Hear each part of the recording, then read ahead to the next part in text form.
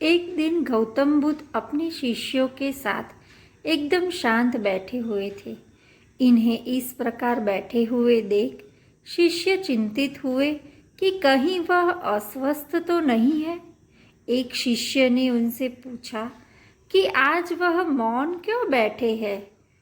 क्या शिष्यों से कोई गलती हो गई है? इसी बीच एक अन्य शिष्य ने पूछा कि क्या वह अस्वस्थ है? पर बुद्ध मौन रहे। तभी कुछ दूर खड़ा व्यक्ति जोर से चिल्लाया, आज मुझे सभा में बैठने की अनुमति क्यों नहीं दी गई है? बुद्ध आंखें बंद करके ध्यान मग्न हो गए। वह व्यक्ति फिर से चिल्लाया, मुझे प्रवेश की अनुमति क्यों नहीं मिली?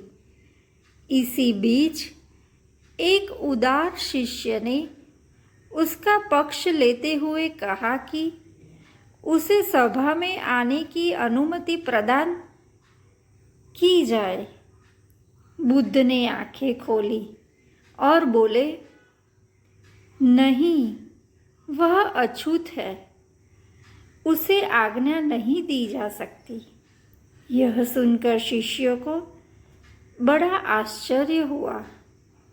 बुद्ध उनके मन का भाव समझ गए और बोले, हाँ, वह अछूत है।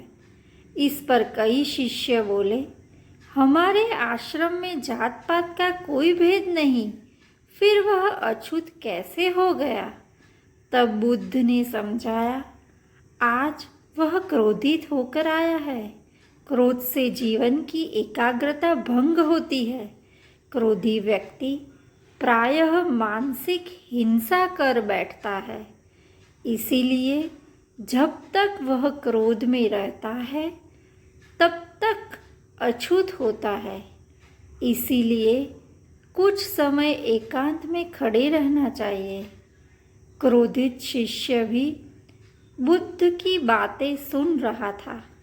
पश्चाताप की अग्नि में तप कर वह समझ चुका था कि अहिंसा ही मनुष्य का महान कर्तव्य व परम धर्म है। वह बुद्ध के चरणों में गिर पड़ा और कभी क्रोध न करने का प्रण लिया। शिक्षा आशय यह है कि क्रोध के कारण व्यक्ति अनर्थ कर बैठता है और पश्चाताप उसे बाद में होता है, जिसका कोई लाभ नहीं मिलता। इसीलिए हमें क्रोध नहीं करना चाहिए। असल मायने में क्रोधित व्यक्ति अछूत हो जाता है और उसे अकेला छोड़ देना चाहिए। क्रोध करने से तन, मन और धन तीनों की हानि होती है।